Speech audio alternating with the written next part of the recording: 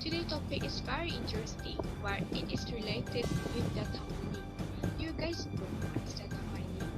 Before that, let's us watch an interview video on what people think about data mining. Hello sir, do you have any idea what is meant by data mining?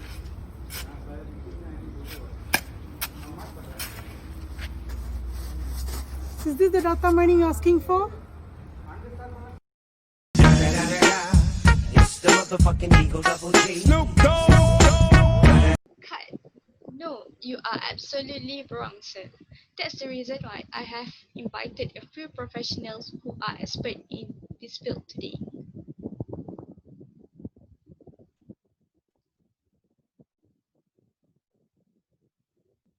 My My fellow experts, welcome to our program called What's on Our Mind Today. My name is AFIQAH, your moderator for today's show. Please welcome our bioinformatician, Dr. Pira, bioinformatics engineer, Prof. Hagilan, bioinformatics scientist, Dr. NURAIN, data mining analyst, Prof. YOOSEFI. So let me introduce to you what is really meant by data mining. Data mining is an area where it involves the process of discovering patterns in large data sets, involving methods at the intersection of machine learning, statistics, and database systems. Data mining is now growing in the field of science and engineering, and our topic for today is research challenges for data mining in science and engineering.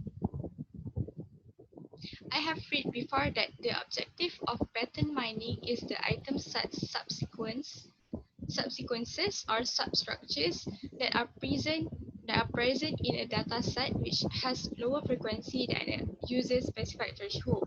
So Dr. Pirasannah, could you please explain why pattern mining is important in science and engineering research? Oh, sure. According to Encyclopedia Britannica, the pattern mining is mainly focused on determining the rules which would explain the specific patterns within the data. It is an essential tool in finding the classification models, outliers, correlations, clusters, and sequential and structural patterns. Besides, in data mining research, frequent pattern mining is the most important thing for more than 10 years ago. Additionally, the patterns will be interpreted primarily on pattern composition and frequency. Plus, a lot of work should be discussed by using this pattern mining, such as the latest applications which are bioinformatics and software engineering. I hope this basic information is more than enough to show how important pattern mining is.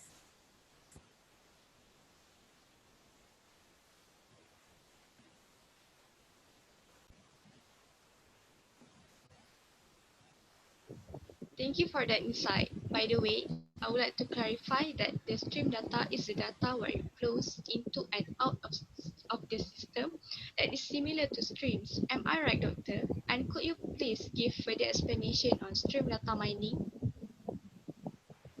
Yes, you are right, Ms. Afika. In addition to that, data stream mining is also known as stream learning, where the knowledge structures are extracted from continuous and rapid data records. Plus, the stream clustering process is focused on extending k-means and k-medians algorithms to string environments, and it is separated into online microclustering and macroclustering.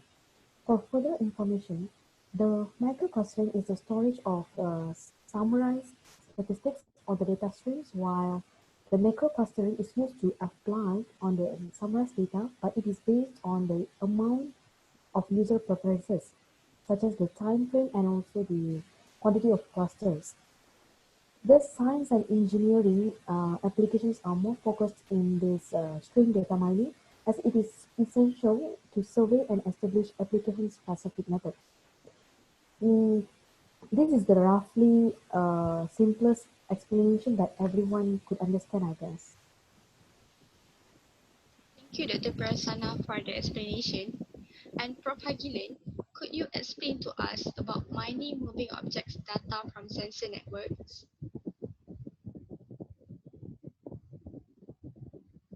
Sure, Miss Moderator. Thank you for giving me the opportunity to talk today Thank you for inviting me for this program today.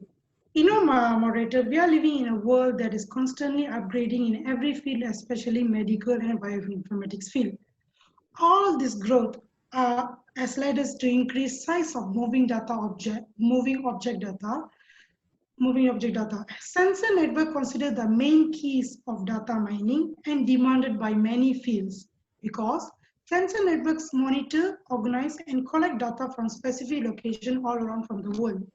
In order for this sensor network to work very well, sensor networks need high-speed data, but the performance of the sensor networks depends on the place where the sensor nodes are located, sufficient electrical energy, and also expenses needed.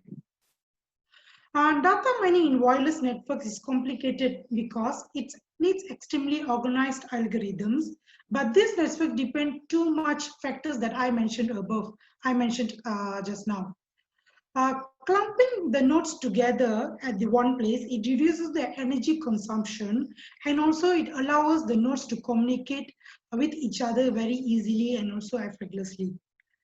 The main challenge faced by data mining these days is the organization and the security of the increasing size of moving object data, including RFID, which is radio frequency identifications, as this involves the whole nation or even the whole world as well. But luckily, there was a study constructed in 2006, which they have introduced a new clustering method, which can optimize the data collected and also secure the data very well. And there were also other data mining methods were introduced as well by many researchers. For example, flow graph, flow cube, and also adaptive fastest path algorithm. But you see, Ms. Moderator, systems like RFID produces very noisy and unclean data. So in order to clean these data, a cleaning method by Gonzalez, Han, and also Shen in 2007 were created. In a nutshell, this field is really new to us. It's really fresh to us. So we need more researchers to work on this field to discover and find more methods in mind moving object data, including RFID data and also data from sensor networks. Very interesting, Prof. Hagilan.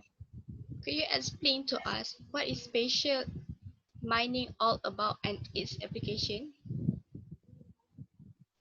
Yes, sure. Spatial data mining can be defined simply as a technique of recognizing unexplored patterns from massive spatial data sets that is useful and also really advantageous, especially for medical bioinformatics. Modern spatial data mining is much more complex to obtain useful patterns than the traditional because of spatial data types, spatial relationship, and also spatial autocorrelations. We need more studies to distinguish between the classical traditional data mining technique and also modern spatial data mining techniques. A spatial temporal database is a database that manages both space and time information, and spatial temporal data mining is a process of finding new patterns and understanding from spatial temporal data. Spatial temporal databases can be divided into two dimensions, which is temporal and also spatial dimensions. Because of these two dimensionals, this makes the spatial mining much more complex. And this is also because of a few reasons that I will mention after this. Firstly, both dimensions make us a huge informations.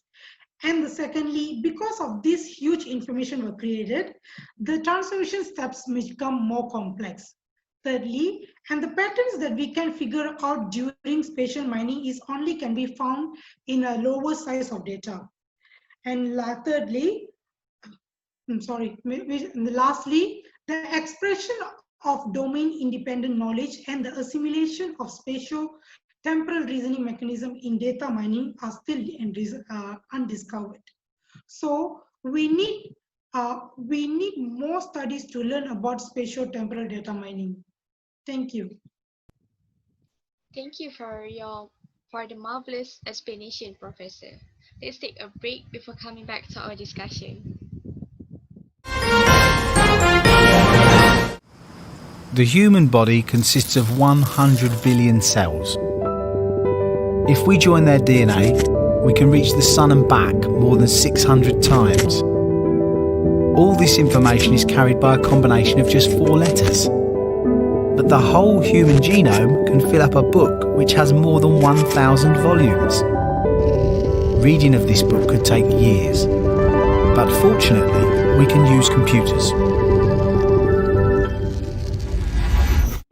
You're looking into the eyes of a robot, and he's looking back at you. He's curious about who you are and what you're up to. This is Vector. This is a video about Vector. He's a new creation from On. That step closer means you've got a robot in your house waiting for you to get home.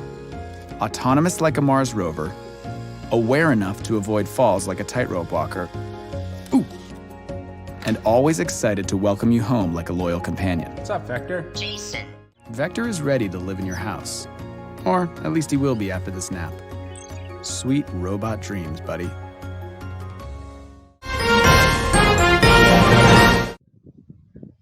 Welcome back. Let us continue with Dr. NURAIN. How are the web and biomedical research and scientific research integrated? Does it provide any opportunities for data mining? Thank you, Ms. AFIQAH. So web is central in our information infrastructure, where it is penetrating deeply into our daily life and evolved into unlimited dynamic applications. Moreover, its nearly unlimited scope and scale render immense opportunities for the data mining. Web mining is the extraction of potentially useful patterns and the activity related to the World Wide Web or implicit information from the artifacts. So the knowledge discovery domains in web mining are divided into 3, which are web content mining, web structure mining, and also web usage mining. These 3 are the element in the web knowledge that are integrated in the scientific research or biomedical research. So firstly, to discover functional information from web page content, the web content mining is an automatic procedure that goes beyond the keyword extraction.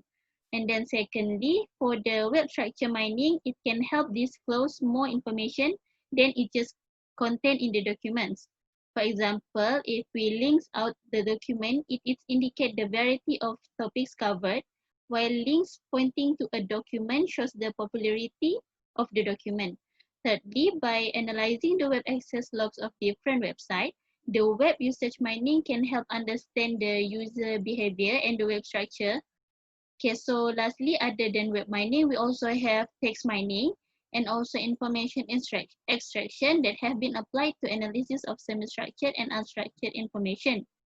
So the information extraction, topic tracking, the summarization, categorization, clustering, and concept linkage are the technologies that is implemented in the text mining process. That's all from me. Oh, I understand. But Doctor, there has been recent talks about multi-dimensional mining and its uses for the scientific community. Could you please give us your view on this? Okay, thank you.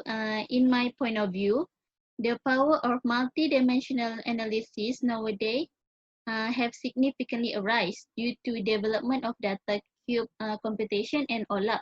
OLAP is online analytical processing technologies because the power and flexibility of the data analysis will also substantially increase due to viewing and mining data in multidimensional space. Therefore, the researchers nowadays will start to investigate how to perform traditional data mining and statistical analysis in multidimensional manner efficiently. So, for example, to support the efficient computation of statistical model, a regression cube is designed. So, hence, with such multidimensional, especially high-dimensional, the analysis tool will ensure data can be analyzed in hierarchical multidimensional structures efficiently. So, and then last but not least, the OLAP mining will greatly facilitate the flexibility and power of data analysis. Therefore, with hierarchical structures in multidimensional space, it will lead to the construction of easy-to-use tools for the analysis of the massive data. Okay, thank you. Thank you, Dr. NURAIN, for your view. Prof. YOOSEFI, with the improvements in visualization technology, how will you expect this to work out in medical research? Well, thank you, Ms. Moderator. So visualization in research has been around for quite a long time, and there's an old saying that says you can write novels purely based on a picture, and basically it says that an image can say a lot. And it's the same when it comes to medical and biomedical research, and that's when the era of visual data mining started. It's actually a very unique way of taking advantage of the extremely high processing speeds and abilities of the visual human system and allowing us to interactively explore and analyze a large amount of data. So visual data mining, for us analysts, it's just a pure tool which we use in our studies and in our research. And we functionally categorize them into two categories under support tools, which we use it for specific mining tasks. And second of all, we have it, which is the second one is the most common application, is that we use visualization to convert the results and the data from a mining algorithm into a picture, and therefore allow us to better understand and interpret the results of the mining algorithm and the research. So it needs more visual data mining. It needs more development and more research to be put into it to better understand how it works and how we can better apply it to larger amounts of data. I understand, but can we improve data mining by integrating complex scientific and engineering domain knowledge? Well, that's the tricky part because these are completely two different fields, and the data which we collect in these two fields are completely different. The data you get in a medical research and a biomedical research is completely different from the data you get in an engineering research. And how is that so? Well, the data you collect in a medical research is purely based on nature, what you observe in nature. What happens in nature is a result of Mother Nature. There is no human intervention into the production of those data. But for engineering, software engineering, the tricky part is that the data which is produced is the result of human interaction. We give the computer an algorithm, a code, and the computer the AI will basically give the results and data based on that algorithm and code. So that's the part where the integration hasn't taken place completely, but it's possible. It is possible to bring the biological data mining domain and the software engineering data domain together. And how is that? Well, we can actually use the software engineering domain to improve, fine tune, and perfect the system, perfect the algorithm, which we can use later on in the biological data domain. And if you're following with me, the thing is that integration of these two domains is possible, but it needs a lot more research and it needs a lot more investment into it. Wow, very fascinating facts. Thank you, Prof. Yoosefy. To conclude, science and engineering are the hot area for data mining as the information data in science and engineering are increasing by leaps and bounds. All of this data is continuously generated and stored. And data mining and knowledge discovery becomes the essential scientific discovery process. There are many other challenges of data mining that are not described in this show, and we will come back to it next week.